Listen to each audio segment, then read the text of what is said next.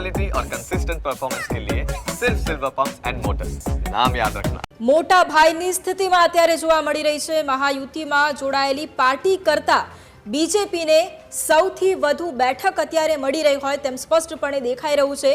ભારતીય જનતા પાર્ટીને 118 બેઠક, શિવસેના શિંદે ગ્રુપને 56 બેઠક અને એનસીપી અજીત પવારના ગ્રુપને 37 બેઠક મળતી હોય તેમ અહીંયા સ્પષ્ટપણે દેખાઈ રહ્યું છે। ફરી એક વખત આંકડા જણાવી દઉં તો ભારતીય જનતા પાર્ટીને અત્યારે સૌથી વધુ બેઠક મહાયુતિમાં મળી રહી છે।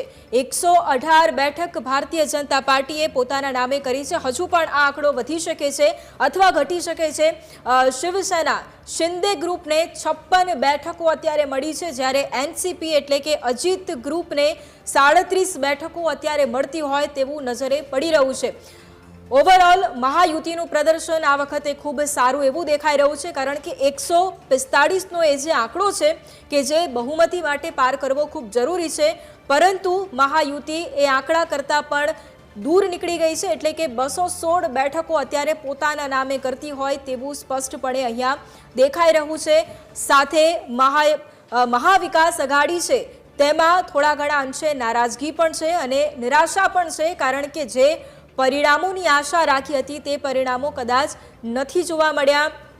ચોક્કસપણે 2019માં જે વિધાનસભાની ચૂંટણી હતી તેના કરતાં આ વખતે અલગ છે, કારણ કે શિવસેનાના પણ આ વખતે 2 ભાગ છે, જ્યારે એનસીપીના પણ આ વખતે 2 ભાગ છે। પરંતુ જે શિવસેના અને જે એનસીપી અત્યારે હાલ મહાયુતિમાં છે તે બંને ખૂબ સારું એવું પ્રદર્શન, પરંતુ અત્યારે બીજેપી અહીંયા સૌથી મોટી પાર્ટી બનીને ઉભરી આવી છે।